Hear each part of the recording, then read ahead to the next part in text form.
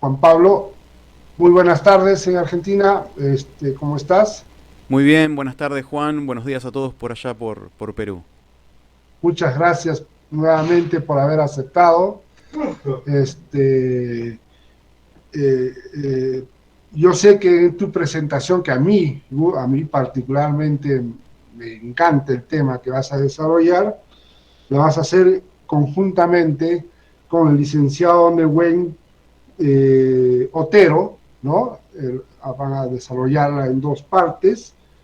Primero también quiero agradecerle al licenciado Nehuen Otero por su participación y por haber aceptado colaborar con nosotros. Gracias nuevamente a ambos. Y estoy seguro que el tema que ustedes van a desarrollar va este, eh, probablemente va a generar un poco de controversia, Es pero la idea. esa es la idea, sí, esa es la idea. Pero estoy seguro que le va a gustar mucho a la gente, les va a dar luces de cuál es el camino que tenemos que seguir para desarrollar una ciencia forense cada vez más objetiva y cada vez menos empírica y cada vez más científica. Juan Pablo Acorinti y también Nehuen Otero, ambos son licenciados en criminalística y son docentes del Instituto Universitario de la, del Instituto Universitario de la Policía Federal Argentina. El tema que van a desarrollar es la crisis y fortalecimiento de las ciencias forenses, un abordaje desde la balística forense. Les doy el pase y estamos ansiosos de escucharlos. Gracias. Bueno, muchas gracias Juan. En primer lugar te quería agradecer por habernos brindado este espacio de este espacio académico para poder comunicar este tema que venimos divulgando desde hace un tiempito. Y también aprovechar la oportunidad para enviarles un fraternal abrazo a toda la gente de Arequipa en este aniversario que están celebrando con este evento. Así que bien, vamos a empezar compartiendo la pantalla.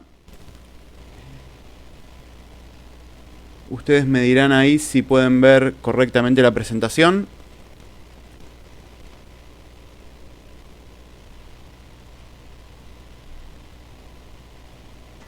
Se ve bien, Juan, ¿eh? Perfecto, genial. Bueno, bien, como recién decía el profesor Lobatón, el tema que vamos a desarrollar junto con Nehuen es la situación de crisis y las reacciones de fortalecimiento que tuvo la comunidad forense a partir de los últimos 30 años aproximadamente, y le vamos a dar un abordaje, una visión de lo que es la balística forense. Primero vamos a hacer este aviso parroquial en el cual decimos que esta presentación es un recurso didáctico que no se propone realizar un examen o un análisis exhaustivo de los documentos citados, sino un abordaje general de los mismos, y que las opiniones y puntos de vista que vertimos durante la exposición son exclusivas de los autores y no deben considerarse como posicionamientos institucionales tanto del Ministerio Público de la provincia de Río Negro, que es donde yo me desempeño, o de la Policía Federal Argentina, que es donde presta servicio Nehuen. Entonces bien, habiendo dicho esto, la estructura de la presentación, como vamos a ir desarrollando estos temas, son básicamente 4 módulos. En primera instancia les voy a contar cuáles fueron las causas, cuáles fueron los detonantes que nos llevan a la situación de crisis actual, o a lo que nosotros definimos como esta situación de crisis de las ciencias forenses. En segundo lugar, y donde más me interesa hacer hincapié a mí, es en estas reacciones de fortalecimiento que tuvo tanto el Estado como nación. Vamos a analizar particularmente a los Estados Unidos, pero también a la comunidad científica, ¿sí? Para sobreponerse y para responder a estos cuestionamientos que le fueron haciendo. Vamos a hacer unas reflexiones iniciales, si se quiere, al terminar estas dos primeras etapas, y finalmente los voy a dejar con Nehuen para que él aborde de lleno toda esta temática y todos estos desarrollos novedosos o actuales desde la óptica de la balística forense. Entonces, los objetivos que me propongo para esta charla son, en primer lugar, incentivar la curiosidad, promover la profundización de los temas que vamos a ir abordando y la revisión de fundamentos técnicos utilizados mediante artículos científicos con revisión de pares. Esto es una gimnasia que quizás los criminalistas no tenemos muy desarrollada, pero creo que sería fundamental que empecemos a trabajar sobre esto. En segundo lugar, ofrecer recursos de consulta. Van a ver que durante la presentación voy a mencionar muchos sitios web, muchos informes, muchos reportes. La mayoría de ellos están todos disponibles de forma gratuita en internet, así que bueno sería que a quien les cause interés o les despierte curiosidad los pueda buscar y pueda seguir profundizando, porque acá vamos a hacer solamente prácticamente una mención y destacar los aspectos fundamentales, pero son solamente la punta del iceberg, ¿sí? En tercer lugar, fomentar la conexión con la comunidad científico-forense internacional a través de las organizaciones profesionales. Van a ver que vamos a mencionar algunas también en el transcurso de la charla, y son puntos fundamentales en la producción del conocimiento en cada una de las disciplinas forenses. Y finalmente, invitar a la reflexión sobre la propia práctica y a la mejora constante, ¿sí? Esto ya abocados a nuestra labor de peritos. Entonces, bien, los criminalistas latinoamericanos particularmente nos enfrentamos a dos desafíos al momento de poder comprender cuál es la dinámica y cuál es la realidad que se está dando en la comunidad científico-forense. El primer desafío es que nos tenemos que correr de nuestra realidad diaria y posar la mirada en lo que está sucediendo en Europa y en Estados Unidos fundamentalmente.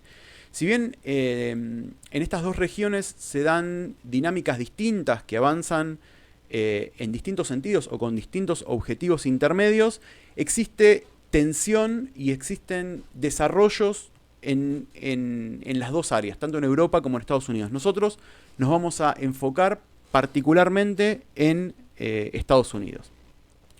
Y acá es donde surge nuestro segundo desafío, que es superar la barrera idiomática que nos representa el idioma inglés.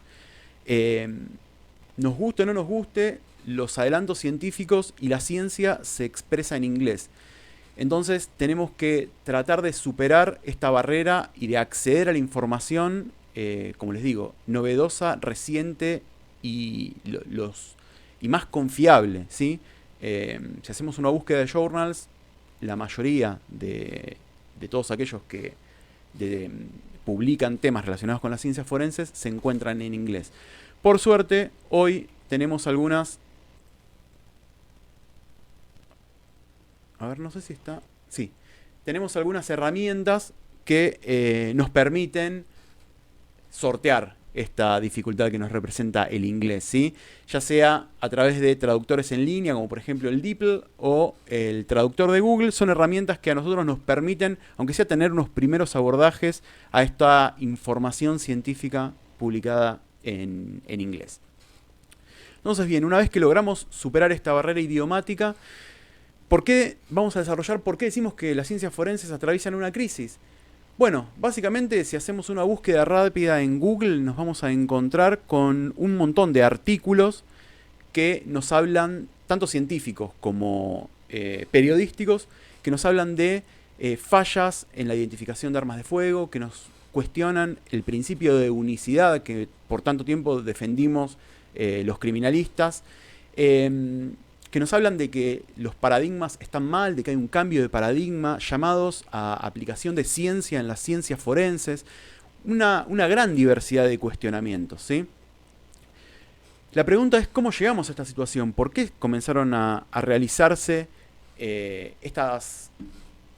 por qué comenzaron a ser visibles estos problemas o estos cuestionamientos por parte de la justicia. Bueno, para poder comprender esta situación nos tenemos que centrar básicamente en 5 acontecimientos que se fueron sucediendo desde fines de los 80 hasta los primeros años de los 2000, ¿sí? Si bien este es un corte arbitrario y no es que se fueron sucediendo uno tras otro, los tenemos que entender como parte de un proceso dinámico en el que muchas veces estos acontecimientos o estos eventos se fueron solapando y superponiendo. El primer acontecimiento es la introducción del ADN como herramienta forense. Esto sucede aproximadamente a finales de los años 80. El segundo acontecimiento destacable que tenemos es la creación del Proyecto Inocencia. El Proyecto Inocencia es una organización sin fines de lucro, para aquellos que no la conozcan, que se encarga de revisar condenas, de revisar causas de personas que fueron encarceladas injustamente. El Proyecto Inocencia nace en 1992 en Estados Unidos. El tercer caso, y ya sobre esto abrió el tema el profesor Lagaspe, fue el fallo Daubert, o el caso Daubert, que fue un fallo de la Corte Suprema de los Estados Unidos en el cual se establecieron determinados puntos o determinadas características que los jueces debían verificar antes de admitir, antes de incorporar prueba pericial a los procesos judiciales. Y los más importantes quizás sean estos últimos dos, que fueron dos informes. El primero de ellos del año 2019 fue un informe de la Academia Nacional de Ciencias de los Estados Unidos que realizó a pedido del Congreso. Cuando el Congreso empieza a detectar que ya a partir de estos tres eventos que les vengo describiendo empezó a haber ruido en cuanto a condenas erradas y a fallas en la aplicación de las ciencias forenses, le encarga a la Academia Nacional de Ciencias que realice un diagnóstico integral de todo el sistema. Se evaluaron laboratorios, se evaluaron profesionales, se evaluaron disciplinas, fundamentos técnicos, interoperabilidad de sistemas. Es un abordaje realmente amplio, por eso les digo que lo que vamos a mencionar hoy es únicamente la punta del iceberg, pero fue muy duro y realizó críticas muy duras a algunas de las disciplinas que nosotros utilizamos frecuentemente. Y el segundo informe es también en esta tónica, pero en este caso es un informe que el Consejo de Asesores Presidenciales en Ciencia y Tecnología le presenta al presidente Barack Obama en el año 2016. Y en este caso se dedican únicamente a analizar 7 métodos forenses de comparación de características, sobre los que vamos a profundizar un poquito más adelante, pero también fueron sumamente críticos respecto de los fundamentos técnicos científicos que subyacían detrás de cada uno de estos métodos de comparación de características. Todo esto junto generó un combo que nos depositan hoy en día en una situación que ya se tomaron medidas, como vamos a ver más adelante, para tratar de sobreponerla, pero seguimos atravesando una situación de tensiones. Vamos a ir comentando brevemente algunas características salientes de estos 5 acontecimientos que yo les nombraba. Vamos a arrancar por la incorporación del ADN como herramienta forense. ¿Por qué esto supuso un problema para las ciencias forenses? Bueno, básicamente porque el ADN irrumpe en el plano judicial con la capacidad de ofrecer conclusiones que están soportadas en gran medida o con un fuerte soporte en realidad estadístico y expresado de una manera matemáticamente aceptable, a su vez que también tiene el soporte de poder brindar estas conclusiones estadísticas en base a la información de las bases de datos que maneja para poder realizar estos cálculos poblacionales y poder informar estas conclusiones en forma estadísticamente aceptable, ¿sí? Esto lo que hace básicamente es generar un contraste entre esta nueva metodología que viene a proponernos el ADN y el resto de las disciplinas de comparación de patrones que no tienen actualmente incluso esta posibilidad de expresar las conclusiones en forma estadística. Entonces lo que dicen algunos autores es que esta irrupción del ADN viene a exponer algunas de las temblorosas fundamentaciones científicas sobre las cuales reposaban otras disciplinas forenses. En segundo lugar habíamos mencionado la creación del Proyecto Inocencia, bueno, que como yo les comentaba era esta organización sin fines de lucro que venía a revisar las condenas de personas que habían sido encarceladas injustamente. Y fíjense lo que dice el Proyecto Inocencia, que ciencia forense defectuosa o afirmaciones inapropiadas de disciplinas legítimas, es decir, cuando los peritos que ejercían disciplinas válidas se extralimitaban en sus conclusiones, dice que fueron contribuyentes significantes en al menos de la mitad de los casos de los 300 prisioneros inocentes que habían logrado liberar o rever las causas para principios del 2019. Si ustedes entran a la página de Proyecto Inocencia, en la actualidad tienen estadísticas a enero del 2020 y nos dicen que hasta enero del 2020, como bien les digo, habían logrado 375 exoneraciones, ¿sí?, por la aplicación de nuevas pericias basadas en ADN. Esto quiere decir que revén casos viejos o aplican tecnologías nuevas como el ADN en casos donde no se había aplicado anteriormente y lograron exoneraciones, y que a su vez en el 43% de esas exoneraciones había involucrada ciencia forense de mala calidad. Quiere decir que eran disciplinas que no eran válidas o bien disciplinas válidas perdón, que fueron de donde los peritos se extralimitaron en sus conclusiones.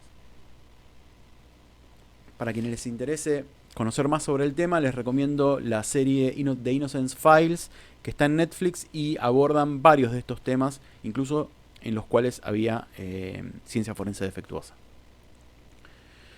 Algunos autores hispanos que abordan esta problemática de la ciencia forense defectuosa o de los problemas de interpretación de la ciencia son el profesor Mauricio Duche, que es un autor chileno, y la doctora Carmen Vázquez Rojas. En el caso de la doctora Carmen Vázquez Rojas pueden encontrar este manual de prueba pericial de forma gratuita en internet. Ahí abajo les dejo el vínculo.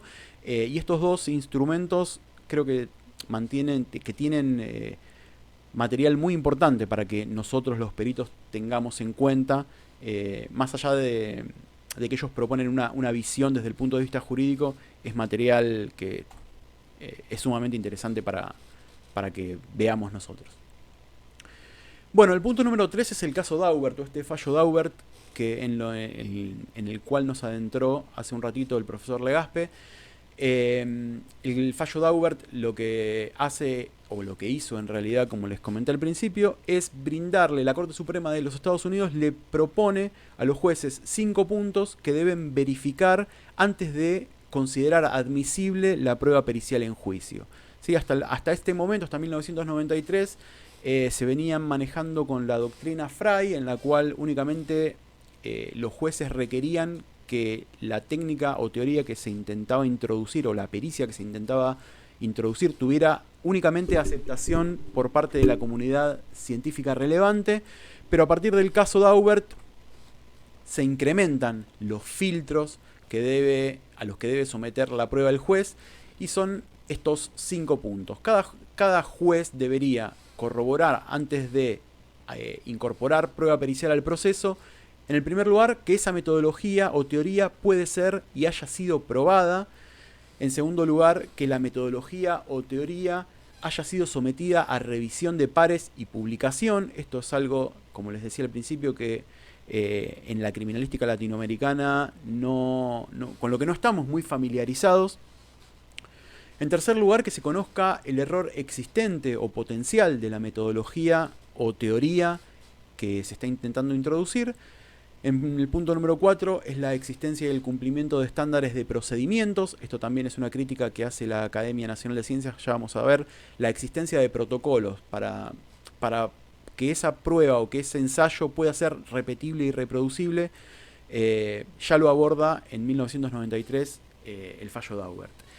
Y en quinto lugar, que la metodología tenga amplia aceptación por parte de la comunidad científica relevante, acá un poco retomando lo que ya decía hasta ese momento el caso Frey. Entonces, lo que hace la Corte Suprema a través de este caso es subirle la vara a las verificaciones que el juez tiene que hacer antes de incorporar la prueba, ¿sí? Le asigna este rol de gatekeeper o de custodio del ingreso de evidencia al proceso para evitar la incorporación de ciencia de mala calidad, junk science o ciencia basura, como se le dice en parte de la bibliografía. Bien, el punto número 4 que mencionamos es el reporte de la Academia Nacional de Ciencias, que como ya les dije es muy crítico. De este informe me interesa rescatar algunos aspectos. En primer lugar, hace una división entre las disciplinas científicas, entre las disciplinas criminalísticas, mejor dicho, que están basadas en ciencias tradicionales como la química y la biología, y es el caso de la toxicología, el ADN, la determinación de drogas, el análisis de fibras, etc. Todas estas disciplinas forenses tienen anclaje en fundamentos químicos y la realidad es que no las cuestionan, no presentan demasiados cuestionamientos. Sí hace una fuerte crítica a aquellas disciplinas que nacen de la empiria y que se desarrollan en laboratorios policiales por una necesidad judicial y que no tienen mucha razón de ser por fuera del sistema judicial. Tienen importancia únicamente dentro de los procesos judiciales. Y acá es donde engloba a la balística, al análisis de crestas de fricción, que son las huellas papilares, el análisis de patrones de manchas de sangre, etc.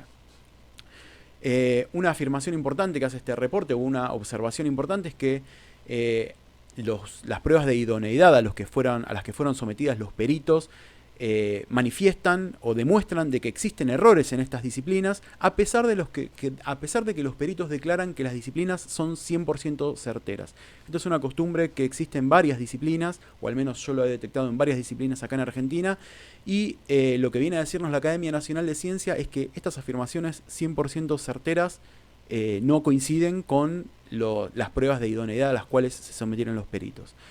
Otro aporte importante que hace este informe es la introducción de la noción de sesgos cognitivos y cómo estos afectan a las ciencias forenses.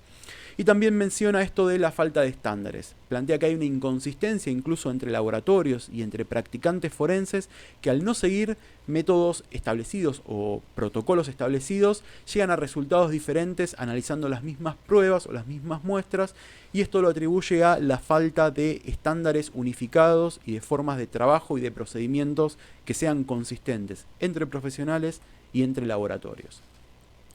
En definitiva, lo que termina haciendo este informe, en lo que hace puntualmente a las disciplinas forenses, es plantear, yo lo planteo acá en una suerte de semáforo, ¿sí? Estas disciplinas que ustedes ven acá en verde son aquellas disciplinas que no presentan mayores problemas, porque son las que yo les mencionaba que tienen anclajes en la biología, en la química y en otras ciencias que están científicamente más establecidas.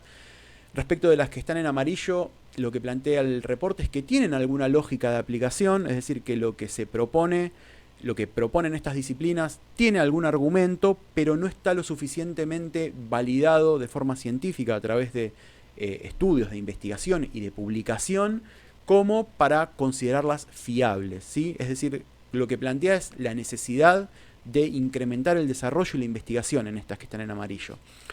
Y finalmente en estas que ustedes ven acá, al final de la lista, en color rojo, plantea de que no tienen ningún fundamento científico e incluso cree que no sería viable ni siquiera la inversión de recursos en tratar de desarrollar metodologías porque las considera demasiado endebles. Bien. Por último, el quinto punto que les mencionaba en esa línea de tiempo que planteé hace un ratito es el informe del Consejo Presidencial de Asesores en Ciencia y Tecnología. Acá lo que se hace es una revisión de 7 métodos de comparación de patrones. Fíjense, nos dicen que los métodos de comparación de características o de patrones, como recién les decía, son aquellos que nos permiten determinar si una evidencia está o no asociada con una determinada fuente. Esta sería como la definición general de todos los métodos que fueron a abordar. Y hace afirmaciones también muy críticas, fíjense, respecto de las conclusiones que emiten los peritos. Rescaté esta que dice que peritos a menudo exageran el valor probatorio de la evidencia, yendo más lejos de lo que puede justificarse científicamente. Por ejemplo, indicando 100% de certeza o error cero o despreciable en la aplicación de las técnicas, y nos dice que estas afirmaciones no son sostenibles científicamente. Hace una división interesante también entre métodos objetivos y métodos subjetivos. Dice que los objetivos son aquellos que tienen procedimientos definidos con una estandarización y cuantificación lo suficientemente detallada, y que el juicio humano en estos procedimientos es poco o nulo. Prácticamente pueden realizarse de forma automática con el instrumental adecuado. Y por otra parte, plantea el grupo de disciplinas subjetivas o de métodos subjetivos, que son aquellos que tienen procedimientos con una alta influencia en la decisión humana, es decir, la decisión humana o el razonamiento humano tiene una alta influencia en las conclusiones a las cuales se arriba. Y, por ejemplo, para decidir qué características comparar o cuándo son suficientes características para establecer esta relación de coincidencia. Sería el caso, por ejemplo, del análisis de las huellas papilares o de los análisis de identificación balística o de las escrituras manuscritas, por ejemplo. Respecto de la validez fundacional, es decir, respecto de la validez teórica o de la validez científica a través de la revisión bibliográfica que hacen de estos 7 métodos de comparación de características, lo mismo, lo que hago es presentárselos en esta forma de semáforo. Los que ustedes ven en verde en la parte superior de la lista son aquellos que son válidos, son científicamente válidos a partir de la revisión de contenidos que hizo el PICAST. El que ven en amarillo, que es el análisis de armas de fuego, dicen que es válido, pero que solamente hay un estudio que avala o que respalda la validez de este análisis y que es necesario desarrollar más. Ya en esto va a profundizar Nehuen en un ratito. Y respecto de estos que ven en rojo, llega a conclusiones similares a las que llega la Academia Nacional de Ciencias. Dice que no tienen ningún fundamento científico, es sumamente crítico respecto del análisis de marcas de mordedura, y que no tendría sentido invertir recursos en desarrollar este método respecto del análisis de marca de mordedura. Y respecto de las huellas de pie calzado dice lo mismo, que no existe fundamento científico suficiente como para relacionar a una determinada huella con un calzado. Y respecto al análisis de pelo, bueno, no fue un método que hayan investigado en profundidad, por lo cual no emiten ninguna conclusión relevante respecto de este. Ahora que ya tenemos presentados estos 5 elementos que generaron esta situación de crisis, lo que me interesa ver es cuáles fueron las respuestas. Y acá presentarles a ustedes las respuestas para que también puedan ir a consultarlas y puedan incorporarlas o tomarlas como referencia de acuerdo a las tareas que ustedes realicen. En primer lugar, lo que pasó luego de toda esta crisis y luego fundamentalmente de todos estos reportes, tengan en cuenta que hoy en día la bibliografía actual, no hay bibliografía que no haga mención al informe de la Academia Nacional de Ciencias o al PICAST. La mención o la importancia que tuvo estos dos informes fue total, fue determinante en las ciencias forenses. Entonces, lo primero que pasó fue que las asociaciones profesionales e incluso algunas agencias gubernamentales como el FBI, ATF, el Departamento de Justicia y otras organizaciones profesionales como las que vemos acá, AFTE, la Academia Americana de Ciencias Forenses, la Asociación Internacional para la Identificación, salieron con comunicados a responder a estos informes. En rasgos generales, algunos son críticos, aceptan alguna parte de culpa en las cuestiones que se plantean, en otras las refutan, pero básicamente hay un acuerdo general que dice que es necesario incrementar el desarrollo y el nivel de investigación en cada una de las disciplinas. Una medida que toma el gobierno de los Estados Unidos es la creación de OSAC. OSAC es la organización de comités en áreas científicas para las ciencias forenses que funciona bajo la órbita del NIST. Está dividido en 7 áreas, cada área con una especialidad determinada y a su vez dentro de cada área un subcomité específico que está compuesto por reconocidos practicantes de cada una de estas disciplinas, en las cuales se dedican a desarrollar estándares de procedimiento por estas críticas que yo les decía que el NASA había hecho en cuanto a la inconsistencia de los procedimientos. OSAC tiene la capacidad de hacer estándares que son sometidos a escrutinio público, es decir, que son estándares consensuados en los cuales no interviene solamente OSAC, sino que le dan intervención a organizaciones desarrolladoras de normas, como por ejemplo ISO, como por ejemplo ASTM, como por ejemplo la American Standard Board, que depende de la Academia Americana de Ciencias Forenses, y desarrollan protocolos y manuales de actuación o manuales de buenas prácticas. ¿Para qué? Para que todo aquel laboratorio que siga este procedimiento logre estandarizar los resultados, logre establecer criterios que permitan la reproducibilidad y la repetibilidad de los ensayos que practica. Acá tenemos otra de las respuestas, en este caso del Departamento de Justicia de los Estados Unidos. Lo que hizo el Departamento de Justicia fue publicar una serie de documentos para unificar el lenguaje y para unificar la forma en que los peritos deben expresar sus conclusiones. Les dicen a los peritos qué pueden decir, qué no y de qué manera no extralimitarse. Yo tomo como ejemplo el documento que aborda la identificación de armas de fuego y fíjense, tienen afirmaciones como por ejemplo que el examinador no debe decir que las pericias que practica son infalibles o que tienen margen de error 0. Eso no lo puede decir. Tampoco los examinadores deben proveer conclusiones que tengan valores estadísticos o valores numéricos de probabilidad, salvo que estos estén respaldados por el valor o por la información necesaria. Es decir, yo no puedo hacer una identificación balística y decir, esto para mí se parecen en un 70%, o no puedo comparar dos huellas dactilares y decir, para mí son parecidas en un 40%, porque no existe una metodología estadística que me permita brindar a mí esa clase de conclusiones. Entonces, el Departamento de Justicia directamente dice que los peritos no pueden expresarse de esa forma. También nos hace mención de que los peritos no pueden mencionar la cantidad de examinaciones que tienen hechas a lo largo de su carrera como sinónimo de la precisión que tienen sus estudios. Yo no puedo decir, como tengo 20 años observando al macroscopio comparador balístico y hace 20 años que vengo haciendo comparaciones balísticas, mis estudios son precisos. Entonces son limitaciones que lo que tratan es esto, de que los peritos no se extralimiten en la manera de informar. Por último, también podemos ver algunos estándares, como por ejemplo el 620 de ASTM, en el cual nos plantea la metodología o nos propone una forma en la cual los expertos tienen que expresar sus opiniones, siempre en la misma sintonía del Departamento de Justicia que yo les planteaba.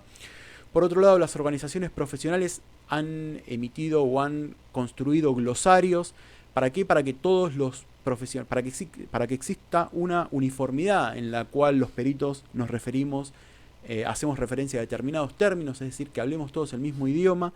En esto el profesor Lobatón seguramente va a poder ampliarles mucho más que yo, pero IAPA que es la organización que nuclea a los examinadores o a los analistas de patrones de manchas de sangre, mejor dicho, fue más allá y no solamente redactó un glosario, sino que también propuso traducciones oficiales, es decir, que todos los analistas que trabajen bajo la órbita de IAPA tienen términos específicos para referirse a determinados patrones de manchas o a determinadas situaciones, de forma tal de que esto es congruente y consistente en todo el mundo. La Asociación Americana para el Avance de la Ciencia hizo un informe evaluando la fiabilidad de los fundamentos científicos del análisis de crestas de fricción, y también hace afirmaciones en el mismo sentido que el PICAST y que el NAS respecto de las afirmaciones de 100% de precisión. Dice que esas afirmaciones fueron en su momento claramente exageradas y ahora son ampliamente reconocidas como indefendibles. Otra de las consecuencias de la crisis es el aumento en la producción científica. Fíjense, solamente en crestas de fricción, en el periodo 2005-2009, en comparación con el 2010-2014, hubo un incremento del 81% y del 54% en las búsquedas empíricas. Es decir, sin considerar la bibliometría, en la que hubo un incremento del 81%, en las búsquedas empíricas se detectó un incremento del 54%, y acá tienen la comparativa entre journals, también cómo creció la publicación y la publicación de calidad, es decir, una publicación, un journal que tiene un consejo de editores que somete a las publicaciones a revisión de pares antes de que sean publicadas. El Instituto Nacional de Justicia tuvo un amplio incremento en la inversión en desarrollo de tecnología y en desarrollo de publicaciones y en subvención a proyectos de investigación. Fíjense la cantidad de publicaciones, como aumentó las que estaban subvencionadas por este Instituto Nacional de Justicia. Incluso ya está publicado en la página el programa estratégico de desarrollos para el periodo 2022-2026, en el que siguen avanzando en este sentido.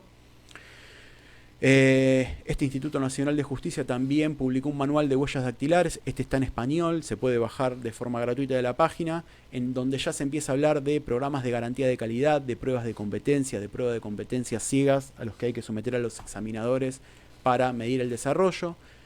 Se trabajó en la implementación de sistemas de gestión de calidad y en la acreditación de estos laboratorios forenses a través de las normas ISO 17020 y 17025. Yo busqué en la NAB laboratorios forenses acreditados en los Estados Unidos, y la búsqueda me arrojó que tienen a la actualidad 616 laboratorios acreditados por algunas de estas dos normas. Y después lo que hice fue repetir la búsqueda en el organismo argentino de acreditación para ver cuántos había en Argentina. En Argentina hay solamente uno acreditado. Tengo que hacer la salvedad de que Prefectura Naval, si no me equivoco, tiene un laboratorio acreditado también, pero no en el ámbito específicamente forense, que es de análisis de aguas. Pero cuando busqué por 17020 laboratorios forenses, únicamente encontré el del Departamento Técnico Científico de la provincia de Salta. La ANAV también desarrolló un código de conducta que establece algunos parámetros que deben seguir los profesionales al momento de expresarse o de ejercer la profesión como peritos. Se realizan auditorías, estas auditorías muchas son públicas sobre los laboratorios forenses. Acá está la de California disponible y de la de el DC. El DC la hizo una consultora externa incluso, y a partir de esa revisión o de esa auditoría que se hizo, cuando se detectan fallas o se detectan que esos laboratorios están emitiendo respuestas o que le están brindando productos a la justicia que no son de calidad, lo que hacen es sencillamente les retiran la acreditación, ¿sí? No andan con muchas vueltas, y eso toma estado público. También pueden buscar numerosos artículos que hablan de la cancelación de las certificaciones, de las acreditaciones de estos laboratorios cuando comienzan a fallar. El NIST está trabajando actualmente en el desarrollo, en una revisión de fundamentos científicos sobre estas disciplinas que yo les marco acá abajo: el ADN, el análisis de ADN, mezclas complejas, la evidencia digital, el análisis de armas de fuego y el análisis de marcas de mordedura. Es una revisión que inició en 2018 y actualmente se encuentra en proceso. Pueden encontrar información en la página. Y también hubo un gran incremento en el desarrollo de investigaciones tendientes a, primero, determinar cuál es la influencia que tienen los sesgos cognitivos en los resultados periciales que emitimos los peritos, y también a cómo mitigarlos, de qué maneras realizar manejos de información inteligentes o establecer sistemas de gestión de la información dentro de nuestros laboratorios para que estos no afecten los resultados que nosotros entregamos a la justicia. Uno de los máximos exponentes en esta materia es el profesor Itiel Dror, de quien también recomiendo que consulten su material en línea. Hay muchísimo, y con frecuencia suele realizar charlas que son sumamente interesantes. En todo este periodo surgieron organizaciones, o fueron surgiendo distintas entidades que avalan o que impulsan la investigación en el campo de las ciencias forenses. El NIST, como recién les comentaba, tiene un área específica de ciencias forenses. El CSAFE es una organización que se dedica a estudiar la aplicación de la estadística en las ciencias forenses, es decir, van desarrollando investigaciones que permitan expresar las conclusiones de una forma estadísticamente sustentable, como lo hace el ADN. También, si consultan la página, se van a encontrar que tienen una diversidad de cursos en línea gratuitos, información, papers, sumamente enriquecedora esta página. OSAC, como ya les manifesté también hace un ratito, se encarga del desarrollo de estándares para que las disciplinas y la aplicación de métodos forenses pueda ser consistente. Y también algunas organizaciones que a estas también les tenemos que prestar atención, y si bien tienen un enfoque legal o jurídico, son instituciones o organizaciones de similares características al Proyecto Inocencia. El Proyecto Inocencia, de hecho, no solo funciona en Estados Unidos, sino que también tiene oficinas a lo largo y ancho del planeta. En Argentina tenemos una oficina de Innocence Project que se encarga de rever casos nacionales. También está el centro Wilson, en este caso es de la Universidad de Duke, y es una organización de similares características al Proyecto Inocencia, se desempeña en Estados Unidos. Y el Centro para la Integridad en las Ciencias Forenses es una organización europea que también se encarga de entender en cuestiones de ética y de aplicación de las ciencias forenses en cuanto a la calidad en la aplicación de las ciencias forenses. Es decir, hay un amplio espectro de miradas que se están posando sobre nosotros. Para terminar esta primera parte, me interesa hacer estas consideraciones puntuales dentro de lo que les fui contando recién. Perdón si fui rapidísimo, pero le quiero dejar tiempo a Nehuen para que también pueda desarrollar su parte de forma adecuada. las consideraciones que a mí me gustaría, o con lo que a mí me gustaría que ustedes se queden de esta primera parte de la exposición, es, en primer lugar, que existen cuestionamientos a las ciencias forenses y que están originados en mayor parte por los informes de la Academia Nacional de Ciencias y el PICAST. En segundo lugar, que resulta evidente el estado de tensión interior y exterior de la comunidad científico-forense, y si bien nosotros nos apoyamos en la situación estadounidense, en Europa también surgieron movimientos similares de la mano de la ENFSI, que es la cadena que engloba los laboratorios forenses europeos, y que también tiene influencia en Oceanía, principalmente en Australia. Existe, en el punto número 3, es que existe un consenso generalizado en que las conclusiones categóricas 100% certeras ya no son admitidas, en que es fundamental la adopción de estándares de procedimientos sólidos, como por ejemplo los que propone OSAC, que nos permitan uniformar las labores y brindar resultados consistentes, como también lograr y trabajar en pos de la acreditación de nuestros laboratorios a través de las normas ISO 17020 o 17025 según corresponda, y que los peritos también nos certifiquemos, que validemos nuestras capacidades frente a organismos externos reconocidos.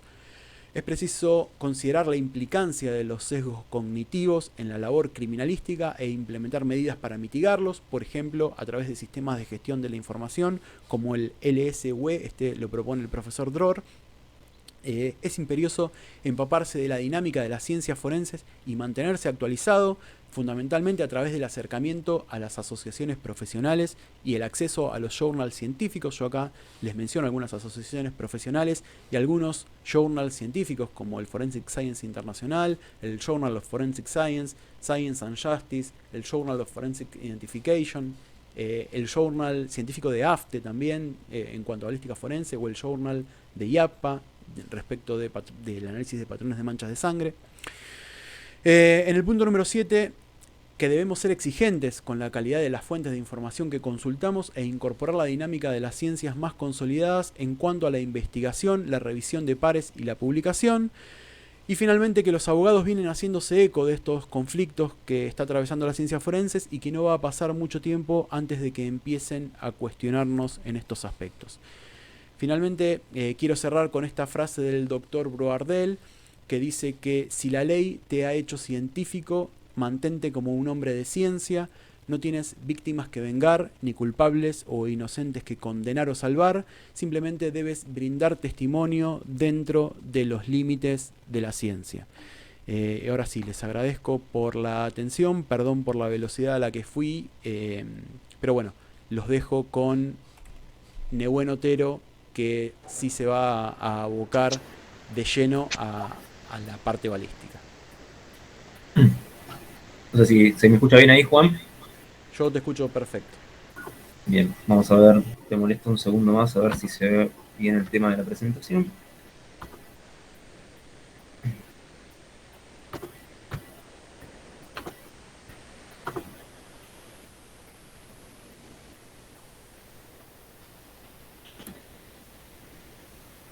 Debería estar viéndose bien, ¿verdad? Sí, se ve perfecto. Muchas gracias. Bueno, antes que nada, saludos desde acá de la Policía Federal Argentina. Vamos a continuar un poco con lo que decía Juan. Les voy a pedir disculpas si vamos rápido, ambos dos, pero hay mucha información que tenemos que tratar de condensarla lo más que podamos. Y esta segunda parte, siempre que la considero que la crisis de todo lo que presentó Juan es el motor de la objetividad o de la búsqueda de objetividad, particularmente en nuestra disciplina, y generalmente en casi todas las otras disciplinas en lo que componen a las ciencias forenses en general. Pero nos vamos a abocar específicamente en lo que es la balística forense, porque es a lo que me dedico y en lo que está apuntada básicamente esta charla. El recorrido que vamos a tener en esta charla es el siguiente. Vamos a resumir brevemente las críticas que ha hecho NAST y PICAST hacia nuestra disciplina en particular. Un poco abordar qué es la subjetividad y cuáles son los objetivos propuestos por NAST y por PICAST para solucionar algunas de estas mismas críticas que ellos nos proponen, que son estos dos grandes núcleos temáticos o núcleos problemáticos, por así decirlo, que es buscar un método más objetivo en lo que es la identificación balística y controlar la subjetividad mientras este otro objetivo de búsqueda de objetividad sea alcanzado, resuelto o como ahora vamos a ir viendo, abarcado y abordado. Bien, para resumir básicamente los aspectos que nos hacen críticas tanto Nash como Picasso, se podría resumir en dos grandes aspectos. No me voy a correr esto, que sería la fiabilidad de la disciplina y la existencia de la subjetividad en nuestra disciplina como fundamento, es decir, como el motor de nuestras decisiones es criticada por estas dos organizaciones. ¿Por qué? Primero, lo que nos dicen es que se desconoce estadísticamente la variabilidad de la individualidad de las armas de fuego, es decir, no hay una base estadística, como por ejemplo tiene el ADN, que tiene bases regionales, donde hay, donde está, por así decirlo, realizados en bases de datos, en base a la estadística, la variabilidad, por ejemplo, de la distribución de los alelos dentro de las moléculas de ADN. No tenemos eso en lo que es armas de fuego. Uno podría decir, bueno, el IBIS tienen una gran base de datos en la cual sustentarse, sí, es válido, pero no hay ninguna cuestión estadística que haga una interrelación cuantitativa de esa variabilidad de las identidades que sirvan como fundamento para decir que la unicidad existe en las armas de fuego. Es decir, que todas las armas de fuego son únicas, individuales a sí mismas y distintas de todos los demás. Eso no tenemos todavía un sustento estadístico fiable que tanto Nash como Picasso puedan tomar como para decir, bueno, hay una fiabilidad de la disciplina que se sustenta en la unicidad de las marcas dejadas por las armas de fuego. No se han establecido, otro de los puntos que nos critican, es que no se han establecido una cantidad de características necesarias para establecer un nivel de similitud confiable. Es decir, no es que decimos, bueno, a partir de un patrón de determinada cantidad de características podemos dar una identificación y por debajo de ese patrón o de cantidad de características que constituyen un patrón podemos hablar de un descarte. No existe una estandarización a nivel mundial, ni regional, ni local, ni interlaboratorio que uno pueda decir, esto nos sirve para que todos demos las mismas conclusiones. Bajo ningún punto de vista, lo que tenemos nosotros es que nos seguimos basando en la subjetividad del operario, del identificador, y su experiencia y su proceso educativo, para que esa persona en particular defina qué es una identificación y qué no. Otra cosa que nos critican es que no se tienen estudios suficientes para dar fiabilidad a la técnica, que es consistencia de los resultados demostrados por reproducibilidad y repetitividad, tanto en el método como en el instrumental y el examinador, y se necesitan más estudios de caja negra y deben publicarse en revistas científicas. Ahora vamos a ver un poco más esto en profundidad. Juan en su momento aclaró que había un solo estudio que tanto Nash como Picasso tomaban, que servía como para decir, bueno, me parece que lo que hacen los identificadores balísticos tiene cierto sustento. Es un estudio que se realizó en el 2009, si mal no recuerdo, y se han desarrollado otros estudios hasta la actualidad. El problema es que lo que no sucedió fue un nuevo reporte de Picasso como para ver si en este momento consideran los nuevos estudios para darle fiabilidad a la disciplina como tal. Y después la otra cosa que nos piden, que es fundamental, es fortalecer el entrenamiento y la educación de los peritos y la toma de exámenes. Básicamente, estudios de proficiency o de lo que se llaman estudios de competencia de los profesionales.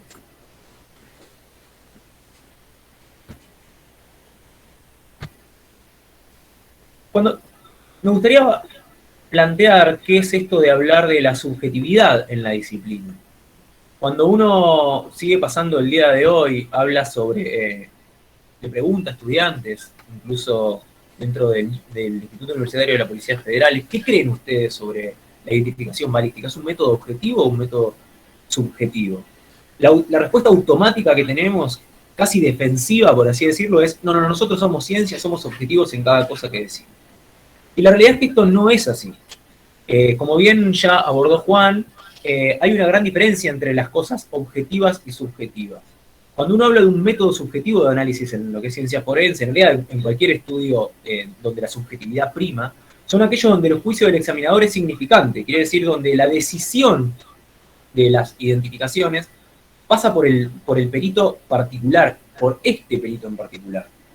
En cambio, en las decisiones que tienen un fundamento objetivo o más objetivo, o donde la subjetividad está casi reducido al mínimo, son aquellos en los que se basan en estandarización y cuantificación. Esto que les decía yo antes, donde haya un estándar y una cuantificación sobre el cual haya una identificación y debajo del cual no haya una identificación. Por ejemplo, un estudio en el cual se analice la composición de una sustancia, se lo contraste contra una base de datos y una máquina me dice cuantitativamente si esto es, por ejemplo, THC o cualquier sustancia. Nosotros no tenemos esa capacidad. El perito no trabaja de esa forma, no trabaja como una máquina, como un espectrómetro, como un cromatógrafo. Da identificaciones o da sus conclusiones en base a su experiencia. Es decir, que la subjetividad del perito es fundamental en las decisiones que toma. Incluso en aquellos sistemas, como por ahí se puede pensar que hace el IBIS, que bueno, hay una computadora de por medio, hay una captura de imágenes y un análisis a través de computadoras, eso tiene que ser objetivo. Bueno, eso no es así, porque la decisión final la tiene un examinador, y es básicamente el juicio del examinador el que toma las decisiones, y son las decisiones sobre la observación al microscopio las que están bañadas de esta subjetividad. Es decir, que el análisis de una persona y de otro, la conclusión puede variar, por ejemplo, no solo por el sistema que esté utilizando para observar, sino por la calidad de la formación, la experiencia y los años de experiencia que tenga observando casos y entrenándose, la calidad de ese entrenamiento. Es decir, hay un montón de factores que no se pueden estandarizar o no se pueden trazar de forma objetiva que hacen a las resoluciones y decisiones de los peritos. Por eso es que nuestras disciplinas, la de todo lo que tenga que ver análisis de patrones y específicamente la identificación balística, son de naturaleza subjetiva. ¿Y por qué decimos que nuestra disciplina es justamente subjetiva? Porque no hay un estándar cuantificativo para determinar una identificación o eliminación, y la suficiencia es determinada por el examinador en base a su juicio, educación y experiencia, que es un poco lo que les venía diciendo. Ahora bien, ¿qué problema acarrea la subjetividad en la disciplina? Primero, que no es posible determinar una tasa de error de la disciplina como tal. Es decir, la disciplina no tiene un margen de error, porque el margen de error es específico de cada una de las personas que está trabajando. No es que la identificación balística tiene una tasa de error aplicando esta metodología de trabajo de 0,1%. No.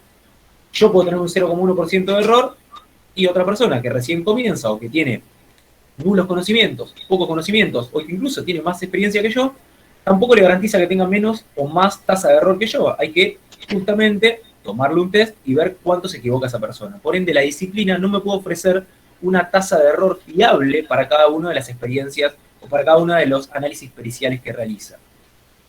El proceso de análisis, nuestro trabajo, no es trazable. Es decir, nadie puede observar cómo se desarrolla ese análisis interno, cerebral, que hace un perito para decir, esto es una identificación, esto es un descarte. Es decir, nuestra cabeza trabaja como lo que se denomina una caja negra. Nadie puede ver cómo está trabajando, como si, por ejemplo, puede ver cómo trabaja un espectrómetro. Bueno, el espectrómetro tiene este margen de error, fue calibrado en este momento, trabaja con estos elementos. Lo que diga el perito no es un elemento trazable. Y otro de los problemas que tiene la subjetividad es que tiene baja reproducibilidad. Es decir, que puede haber resultados diferentes al cambiarse el examinador, incluso aplicando una misma metodología. Es decir, que aplicar siempre el mismo método no me da garantías de que lleguemos a los mismos resultados. Entonces, eso es un problema para la disciplina como tal. Ante esto, Picasse propone dos objetivos. El primero de ellos es migrar a un sistema, subjetivo a un objetivo, es decir, eliminemos o reduzcamos al máximo la subjetividad, es decir, que la decisión o que la importancia esté basada en la decisión de una persona, su formación, su experiencia, y migremos hacia metodologías objetivas, donde la intervención del perito sea lo menor posible o nula. Y por otro lado, hasta que eso pueda resolverse, hasta que se pueda llegar a una objetividad, a métodos más objetivos y a reducir la subjetividad, tenemos que lograr otras cosas, porque mientras tanto las pericias se siguen realizando y los problemas siguen existiendo. Primero tenemos que comprobar la fiabilidad de la disciplina con el estudio de cajas negras, y después, que es de las cosas más importantes, es ver los márgenes de error los falsos positivos y negativos en los examinadores. Y esto lo logramos con estudios de proficiency o de competencia. Vamos a abordar primero cómo se está haciendo en Estados Unidos, o cómo, en realidad no es solamente en Estados Unidos, ahora vamos a ver qué países están trabajando en esto, cómo se está tratando de migrar de un sistema subjetivo a un objetivo. Lo importante a partir de acá, que es lo que en parte adelantó Juan, es que tanto lo que dijo Picasso como lo que dice Nast, una bomba en lo que es la disciplina balística como tal, la sacudió por todos lados y se tuvieron que poner a trabajar para lograr estos dos objetivos.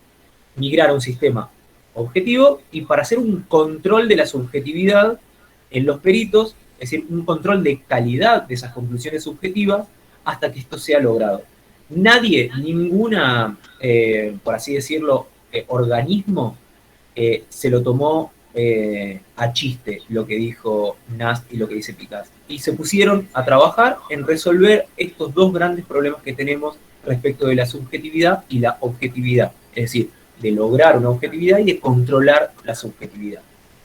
¿Cómo se migra hacia métodos objetivos? ¿Podemos agarrar a una persona y decir, bueno, saca estadísticas? No. Una persona como tal no agarra una calculadora y se pone a sumar y restar características y a establecer un estándar dentro de un laboratorio y decir, bueno, vamos a resolver el tema de la subjetividad. Nos ponemos de acuerdo 5 personas dentro del laboratorio y con 5 características damos un positivo y por menos de 5 no funciona así. Hay varios pasos y aplicación de tecnología que se está trabajando en la actualidad.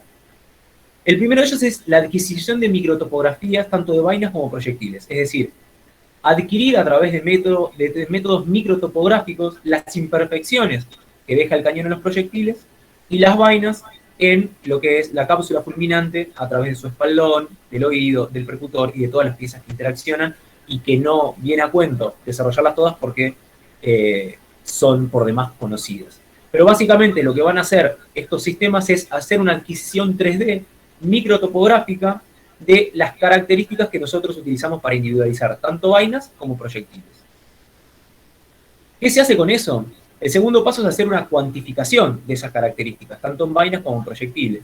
Por ejemplo, el NIST desarrolló lo que se llama CMC o Congruent Matching Cells, que son celdas de match congruente, por así decirlo, que es dividir toda esa microtopografía en celdas y comparar, tanto en dubitados como indubitados, cuántas de esas celdas se encuentran igualmente ubicadas, cuánta de esa microtopografía dentro de esa celda coincide. Y por el otro lado, en los proyectiles lo que se hace es esto que tenemos acá a un costado, hacia la derecha, que es tomar, voy a volver al anterior, tomar el rodado del proyectil y transformar esas microcaracterísticas en como si fuera, por así decirlo, un espectrograma, y comparar esos espectrogramas de esas microcaracterísticas, de esos microrelieves, de cuánto coinciden, en qué proporción, en qué calidad. Es decir, acá la persona se retira en ese análisis e intervienen algoritmos de correlación que tratan de cuantificar esa similitud. Y el último paso, o quizás el más importante, es la necesidad de crear una base de datos.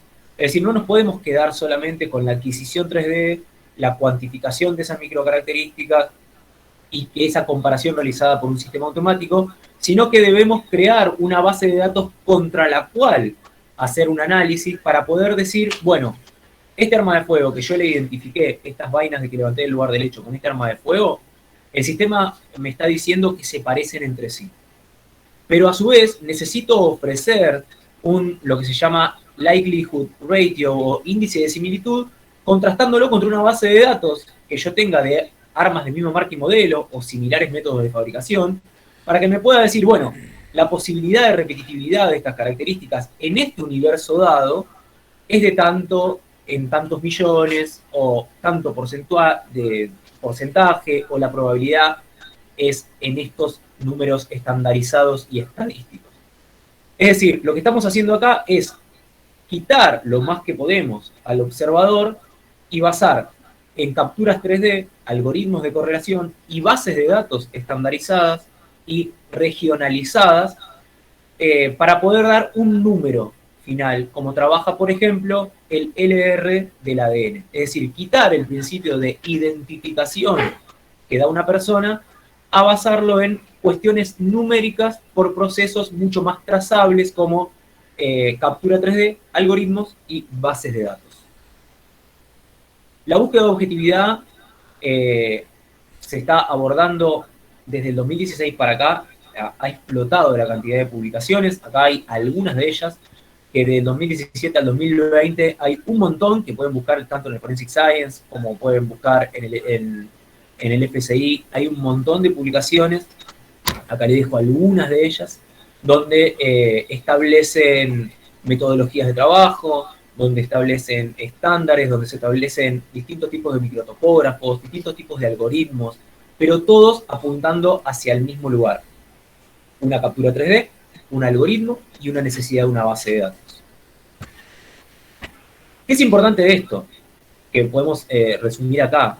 En la práctica, un algoritmo como esto, cualquiera sea el algoritmo y cualquiera sea la metodología de trabajo, puede ser utilizado por los examinadores de armas de fuego como una herramienta de verificación ciega, así como para informar un rango de incertidumbre. Dada una vaina servida ubicada, deberían utilizar primero los métodos establecidos para la identificación, luego podrían correr el algoritmo propuesto utilizando la imagen de la vaina ubicada contra una base de datos dada, y el examinador podría entonces dar una conclusión de match junto con un puntaje de similitud utilizando el algoritmo y su base de datos. También puede utilizarse para dar un valor objetivo de match entre dos vainas ubicadas. Una de las mayores desventajas de un algoritmo automatizado es que todas las decisiones que hace un humano, reconocer áreas degradadas, incluyendo áreas de consideración cotejando solo las zonas restantes, deben ser caracterizadas explícitamente. Sin embargo, este tipo de caracterización significa que el proceso puede ser científicamente validado en un mayor grado que el proceso perceptual humano. Es decir, el objetivo es que el humano y los algoritmos y las capturas 3D y las bases de datos no trabajen de forma separada, sino en forma conjunta, para tratar de reducir al máximo los procesos de subjetividad. Es así que la OSAC, como bien mencionó Juan, esa organización, está trabajando en una estandarización de implementación de esta tecnología. Ha logrado generar 3 estándares que los pueden consultar de forma gratuita en la página. Es decir, se lo están tomando en serio el NIST, el tema de la existencia de estas tecnologías. Y no es el único organismo que se encuentra trabajando. Tenemos un montón de países y un montón de empresas trabajando en esto. ¿Por qué? Porque el sacudón fue muy grande, porque se está tratando de abarcar la mayor cantidad de lugares posibles, no solo el Estado el que se está poniendo a trabajar, tenemos la empresa Alicona de Austria, tenemos a Cadre y Finder de Estados Unidos, en Canadá, Leica con el DCM8 y Ultra Forensic, que ya lo conocemos, que es el desarrollador de IBIS, y también tenemos a República Checa con el Valscan. Todas estas empresas tratan de hacer lo mismo, hacer una captura 3D, transformar eso en elementos que se puede cuantificar por medio de algoritmos de correlación y algoritmos de cuantificación, y desarrollar una base de datos interna para poder dar márgenes cuantificativos. Pero lo importante de todo esto es que esto está en desarrollo. No hay alguien que haya logrado la herramienta última o la solución a todo esto. La base de datos que está desarrollando el NIST es una base de datos que recién es de investigación, no de caso, no es una base de datos casuística, y se encuentra en desarrollo y le están poniendo una expectativa de 4 años más de desarrollo para esto, como mínimo. Y mientras tanto, ¿cómo tratamos la subjetividad en la disciplina? Porque todo este camino de objetividad que estamos viendo, que están trabajando tanto empresas como organismos estatales en Estados Unidos, va a llevar su tiempo. Mientras tanto, ¿qué es lo que tenemos que hacer? ¿Cómo lidiamos con la subjetividad en la disciplina? Bien, lo que nos propone PICAST son estas 2 cosas. Fortalecer el entrenamiento y la educación de los profesionales y verificar y corregir los márgenes de error, los falsos positivos y negativos que tengan cada uno de esos profesionales. Es decir, no solo entrenarlos, sino ponerlos a prueba. ¿Por qué? ¿Es suficiente con el título universitario o con haber reconocido que trabaja en un organismo? No, ese organismo tiene que controlarlo, o dentro de lo posible, organismos externos a ese organismo, como bien mencionó Juan, esas auditorías externas que realizan en Estados Unidos, tienen que caer sobre los profesionales para ver si esa persona trabaja bien. ¿Cómo es ese proceso subjetivo? ¿Lo está aplicando bien? ¿Se equivoca? ¿Cuánto se equivoca al aplicar la metodología de trabajo? ¿Cuál es su margen de error? ¿Puede trabajar en la casuística o tiene que ser reentrenado? Esto es un círculo que debe cumplirse, pero que se debe testear y entrenar, testear y entrenar. Para fortalecer el entrenamiento y la educación, mi consejo en Latinoamérica particularmente es seguir los lineamientos de la asociación más importante a nivel mundial de examinadores de armas de fuego y marcas de herramientas, que es la AFTE, donde se radica en Estados Unidos desde 1969. ¿Por qué? Porque tiene una teoría de identificación publicada por medio de revisión de pares, tiene un rango de conclusiones determinado, tiene lo que es el ARC es un lugar, un repositorio, perdón, de admisibilidad, que es de acceso gratuito en la página, que le dejo al final la página en la que pueden consultar. Ahí hay un repositorio de información importantísimo para la disciplina. Tiene un glosario que lo que busca es unificar el lenguaje, y tiene un journal donde hacen publicaciones de gran enriquecimiento y de gran calidad, porque este journal es por medio de revisión de pares. Ahora vamos a ir pasando un poco cada uno de estos. La teoría de identificación AFTE se encuentra publicada en estos dos papers en el journal en el año 1992 y fue revisada en el 2011, que tiene los tres pilares más importantes, que es que la teoría de identificación permite dar opiniones. Fíjense lo importante, que ya esta teoría de identificación de la AFTE habla de opiniones, donde hay un acuerdo suficiente, y que este acuerdo suficiente es significante cuando excede el mayor acuerdo entre marcas que se saben han sido generadas por herramientas diferentes, y es consistente con marcas que se sabe que han sido producidas por la misma herramienta. Y un punto importante, es el pilar número 3, es que la interpretación de individualización es subjetiva por naturaleza. Fíjense que ya la disciplina, la teoría de identificación de la AFTE nos habla de la subjetividad en la disciplina, que es justamente lo que nos critican, y vimos anteriormente, junto con todo lo que nos habló Juan, de que no es del todo fiable esta subjetividad en nuestro trabajo. Si bien está fundada en principios científicos y basada en la experiencia del entrenamiento, ya en nuestra disciplina se reconoce subjetiva como tal. El rango de conclusiones que trabajamos incluso se encuentra trabajándose en la estandarización en los OSAC, y tenemos 4 conclusiones, que es una identificación, cuando hay un acuerdo de características de clase y acuerdo de características individuales, una inconclusa o no concluyente, cuando el acuerdo de características de clases es suficiente, pero hay un acuerdo insuficiente para la identificación, y una eliminación cuando es un desacuerdo de características de clases o individuales, o cuando el material es directamente idóneo. Por ejemplo, no cuenta con superficies de trabajo útil. Lo importante de todas estas conclusiones es que son de índole subjetivas. Es decir, lo que para mí hoy puede ser una identificación, incluso para mí mañana por procesos de entrenamiento puede no ser una identificación, o costarme más identificaciones, o tener debates conmigo mismo al revisar pericias mías, ni hablar en diferencias interpericiales, es decir, entre compañeros. Bien, también vamos a encontrar, en lo que es este repositorio de información, reglas de admisibilidad, fundamentos técnicos, una metodología de trabajo, revisión de elementos de admisibilidad, reglas de la Corte de Justicia y controversias sobre la identificación. Les recomiendo muchísimo que se metan en afte.org, si bien les dejo la página, y que se metan en este repositorio de información, que es el Subunar, que lo tienen acá. Es gratuito y tienen muchísima información para leer y descargar, es absolutamente libre. Acá vamos a tener detallada lo que es la metodología de trabajo que se propone, que es la de evaluación, comparación, conclusión y verificación por terceros. Nos habla de la necesidad de que haya un segundo perito, incluso un tercer perito en caso de que haya discrepancia entre dos peritos, porque se reconoce a la disciplina como subjetiva. Entonces propone un trabajo de evaluación, comparación, conclusión y verificación. Después tenemos acceso a un glosario AFTE, que también es gratuito y lo pueden descargar. Es importantísimo tener una unificación de lenguaje, no hablar de las cosas de forma distintas entre laboratorios o entre regiones. En Latinoamérica tenemos un montón de bibliografía que llaman a las partes de las armas de forma distintas, a las marcas de forma distintas, a las partes donde se imprimen las marcas de forma distintas, y eso termina siendo dañino para el entendimiento y la unificación del conocimiento, cosa que tratan de resolver con este glosario. Y tiene un journal que es importantísimo porque se basa en la revisión de pares previa a la publicación, una revisión de lectores post-publicación a través de las cartas del editor, y desde el año 2013 figura en Scopus, que es un repositorio de journals muy importante, donde se los reconoce, donde se los testea, donde se le dan una numeración y un análisis permanente de la influencia que tiene en las disciplinas. Entonces es importante que se encuentre en este repositorio. Este journal obviamente ya es de acceso a miembros para la página o tienen que comprar cada uno de estas publicaciones.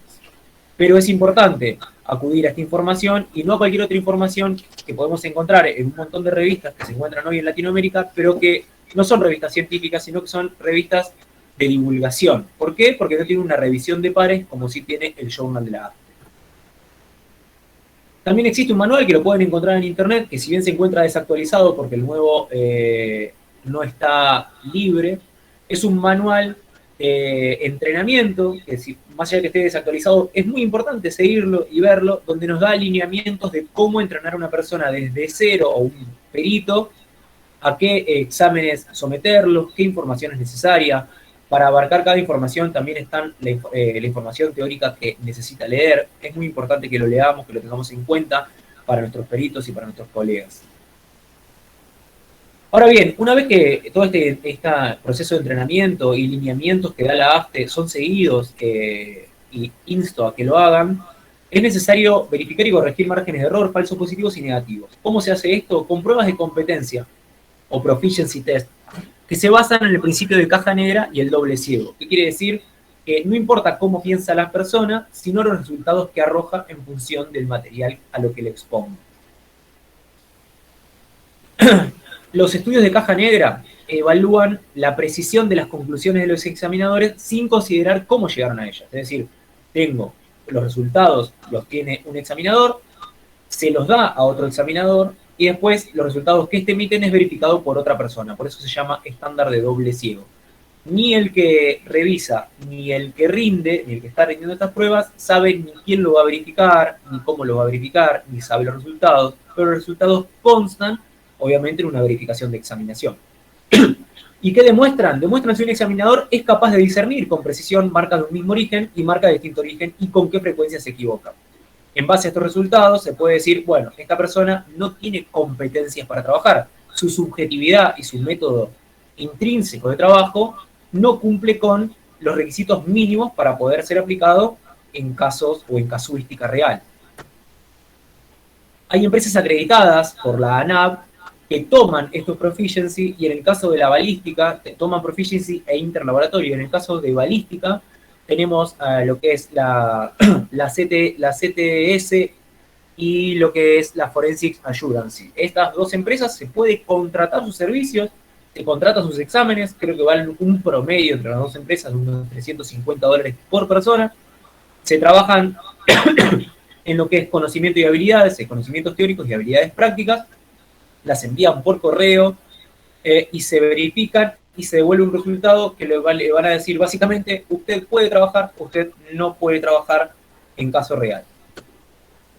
Y las consideraciones finales que tenemos que tener en cuenta de todo esto es que debemos acercarnos a la teoría de identificación AFTE, a su glosario, a su metodología de trabajo, a su rango de conclusiones para homogeneizar criterios y educación. Debemos entender que la identificación es una tarea subjetiva como toda disciplina de interpretación de patrones. Debemos entender que la objetividad está siendo buscada por medio de procesos de cuantificación que combinan la captura 3D, algoritmos de correlación y que se deben apoyar en bases de datos. Que las conclusiones periciales no están basadas en estadística actualmente ni mediciones respecto de todo un universo de armas de fuego, por lo que las conclusiones no deben basarse en términos de unicidad, ni hablar de exclusión de todas las armas de fuego o fuentes. No debemos aseverar que las identificaciones son infalibles, categóricas, indubitables o que tienen error cero. Una conclusión pericial no debe incluir datos estadísticos o fraseos probabilísticos, salvo que se basen en datos relevantes, cosa que se está trabajando en la actualidad, por ende no las podemos dar como válidas hoy. Y debemos medir las tasas de error de nuestros profesionales, debemos educar y aplicar proficiency test o exámenes de profesionalidad o de competencia para poder certificarlos y poder ver que su trabajo subjetivo es de calidad o que se encuentra dentro de márgenes de error aceptables.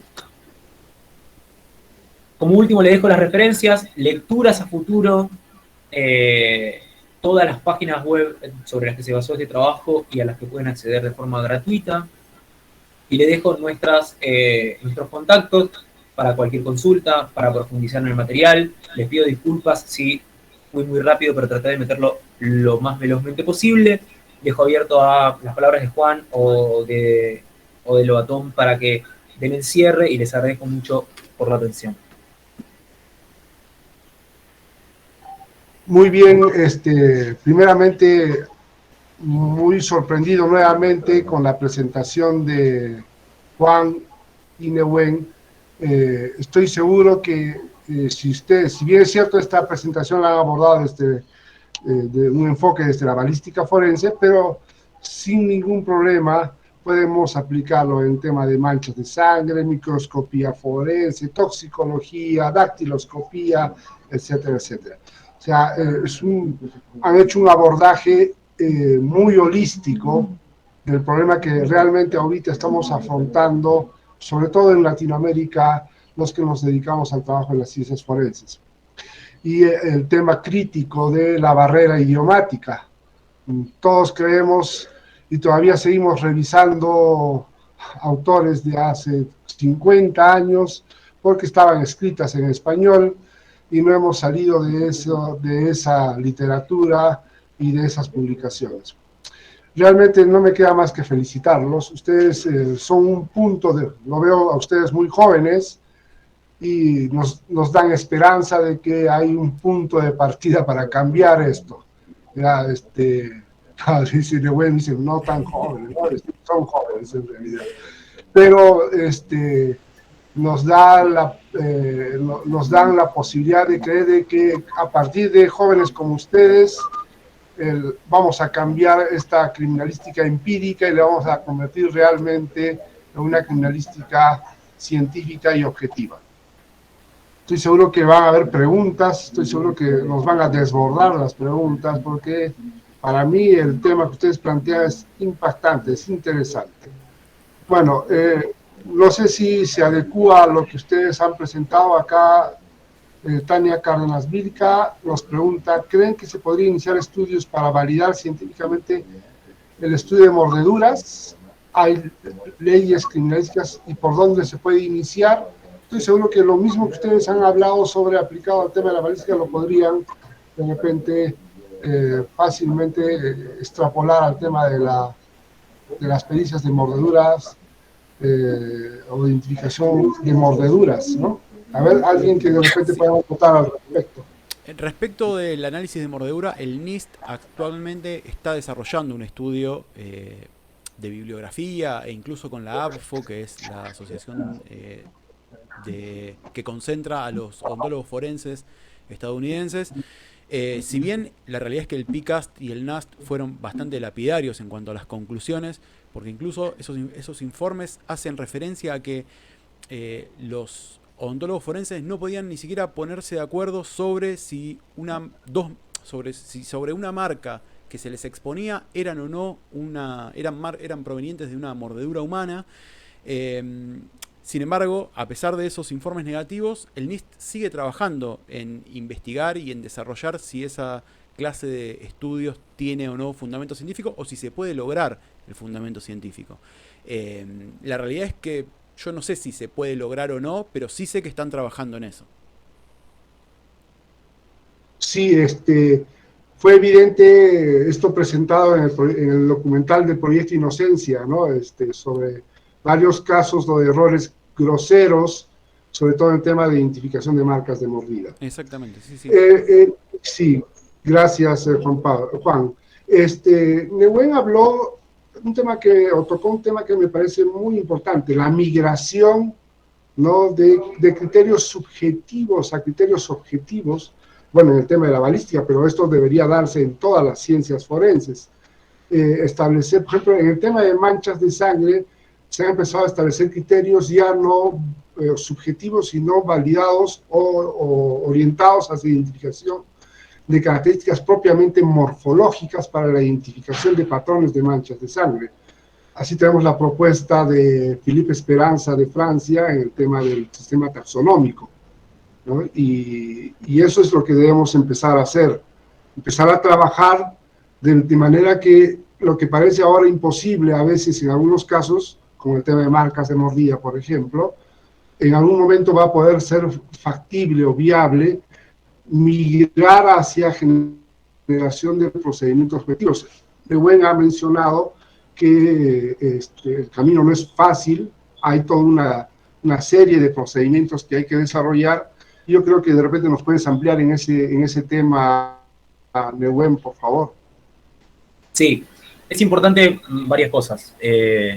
Primero, que es un proceso que es largo, por lo menos se está trabajando, al menos antes incluso de las críticas de Nasty y CAS, se está trabajando hace un montón en lo que es microtopografía, adquisición 3D. De hecho, IBIS hace un montón que se encuentra trabajando en el tema. Pero lo que más importancia le están dando ahora es en lograr algún proceso de cuantificación. Es decir, lo que es captura 3D existe hace un montón.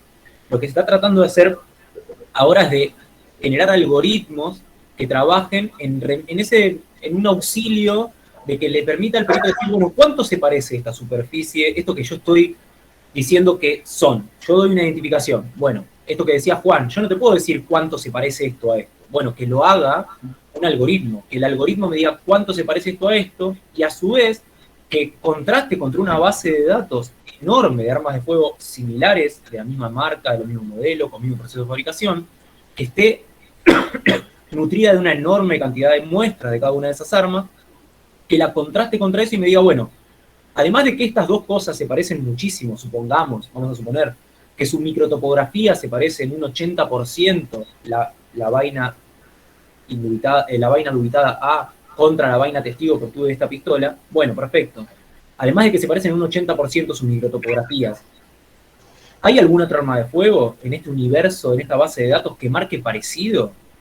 Bueno, la idea es que eso lo haga el algoritmo, que empiece a hacer una correlación de estos archivos que son en un formato X3P, que es un formato estandarizado de microtopografía, que cumple estándares internacionales bajo ISO, y que los contraste un algoritmo que también tiene que ser testeado. Por eso el trabajo es larguísimo. ¿Por qué? Porque hay que desarrollar, primero, aparatos fiables que capturen de forma 3D esa microtopografía, que son esos aparatos que yo los dejo en la presentación, que hay un montón de empresas que están trabajando, junto con algunas con el NIST, como es CADRE, y otras de forma independiente.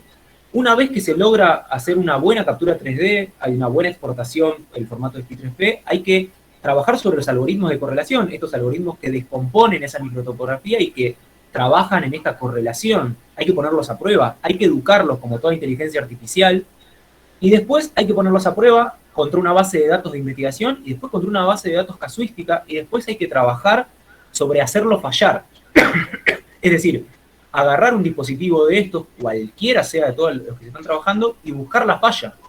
Bombardearlos con casuística, bombardearlos en los laboratorios, ponerlos a pruebas, a ver si fallan, a ver si son fiables. Básicamente hacerle un proficiency a este aparato. Es decir, el desarrollo es larguísimo, pero lo importante de todo esto es entender que se está trabajando y que ante eso lo importante es limitar nuestras conclusiones. Es decir, si todas estas tecnologías se encuentran en desarrollo, lo están trabajando un montón de personas en el exterior, ¿cómo nosotros vamos a dar una conclusión categórica e indubitable hoy si estos aparatos todavía no la pueden dar? Es decir, si la conclusión objetiva o dentro de un margen de error se está desarrollando, nosotros no la podemos dar hoy. Y tenemos que entender, a eso es la reflexión final y lo más importante de todo esto. Entender quiénes y cómo están buscando un camino de objetivación y por qué tenemos que limitar nuestra conclusión o quitar la palabra objetivo o quitar la palabra los fraseos de cuantificación de conclusiones periciales que damos hoy sin tener ese sustento objetivo o cuantificable. No sé si me alcanzo a dar a entender. No, sí, estuvo perfecto. Sí, ese es el camino a seguir. Va a ser un trabajo difícil, pero seguro que lo vamos a lograr. Jimmy Miranda pregunta, primero los felicita por la excelente ponencia, no sé, para los dos, mientras progresivamente se llega a aplicar estas normas de control pericial, es posible, o dice, se debería aplicar la metapericia, que actualmente se aplica en Chile y Colombia, y se permite cuando nos encontramos ante dos pronunciamientos distintos o que estarían en debate. ¿Quién estaría calificado para desarrollar esa metapericia? ¿Qué opinan ustedes? ¿Le importaría su apreciación? Dice. Le contesto yo primero y después me interesa también que le conteste Nehuen. En primer lugar, no tengo muy en claro a qué se refieren con metapericia. Entiendo que por la descripción del hecho que da es cuando existe una divergencia entre dos pericias, la que hace un tercer perito, en principio imparcial, para ver cuál de los dos primeros tiene razón. Yo creo que si esos procedimientos no están debidamente regulados, no deja de ser una acumulación de opiniones. Yo creo que nuestros caminos deberían conducir primero a homogeneizar los procedimientos. Y una vez que nuestros procedimientos están homogeneizados y están estandarizados, es decir, que todos seguimos el mismo procedimiento, como dijo Nehuen, esto no nos va a asegurar de que en pericias que tienen conclusiones subjetivas lleguemos los dos a la misma conclusión. Sin embargo, sí nos va a permitir esta trazabilidad del procedimiento. Después, lo que va a variar probablemente entre la conclusión del perito A y del perito B sean estas cuestiones que influyen en la formación de su subjetividad. La formación que tiene, la experiencia que tiene, cuál es su rango de error personal. Porque si bien nosotros no podemos establecer numéricamente cuál es el error numérico de la disciplina, cuál es el rango de error que ofrece la disciplina, sí podemos determinar cuál de los dos peritos está más o tiene una precisión mayor, si el perito A o el perito B, a través de estos exámenes de proficiency que mencionaba Nehuen. Entonces, yo creo que si nosotros tenemos procesos de calidad implementados en los laboratorios, los peritos nos sometemos rutinariamente y regularmente a estos exámenes de acreditación. Es decir, yo me someto a un proficiency hoy que me dura, por decir, 5 años. En 5 años tengo que volver a revalidar esas credenciales y miden cuál es mi margen de error. Bueno, al momento en que yo tenga que decidir entre dos pericias opuestas de dos peritos, lo que puedo llegar a evaluar es cuál es el nivel de precisión que tuvieron esos peritos al momento de acreditarse. Y si bien tampoco va a ser una definición concluyente, porque no nos olvidemos que estas conclusiones son subjetivas, sí nos vamos a ir arrimando un poco a la verdad real, digamos, que perseguimos con la ciencia, siempre y cuando hasta que no se puedan desarrollar estos métodos de objetivación que fue enumerando Nehuen a lo largo de su charla. Sí, es importantísimo esto que dice Juan, por varias cosas, y esto del tema de la metapericia, que yo también interpreto, que si bien no estoy familiarizado con el término, interpreto que es el análisis de otra persona, cuando hay una discrepancia de dos opiniones, es importante entender que si yo no testeo los niveles o los márgenes de error de cada una de estas personas, por más que haya una discrepancia, yo no sé quién está equivocado, porque no tengo forma de verificar realmente eso, porque es una causa, es decir, no tengo una verdad como en un test. Entonces, este me dice una cosa, este me dice otra, y este otro tercero me dice que sí o que no, pero yo estoy decidiendo por sumatoria, pero no realmente no sé cuál de estos se está equivocando. Ahora, ni siquiera sé cuál es el margen de error que esta persona tiene o cuál es su nivel formativo, porque nunca lo testé. Entonces, distinto es, como por ejemplo sucede en Estados Unidos, donde dentro del laboratorio se encuentran rankeados los peritos, y no porque es el más antiguo, porque si no diríamos, bueno, a ver, resolvamos de la siguiente forma. Si Juan dice A y Nehuen dice B, preguntémosle a Juan cuántos años tiene de experiencia, Nehuen cuántos años tiene de experiencia, y gana el más viejo. Tampoco es así, porque eso no me da certeza. ¿Qué es lo que dijo Juan? No sirve poner cuántas pericias hice o cuántos años tengo en el trabajo. Criterio que hoy se utiliza un montón y es equivocadísimo y muy peligroso. Entonces, ¿cómo trabajan allá? Dentro de un laboratorio se encuentran rankeados del 1 al 2 al 3, supongamos. ¿En base a qué? A los proficiency.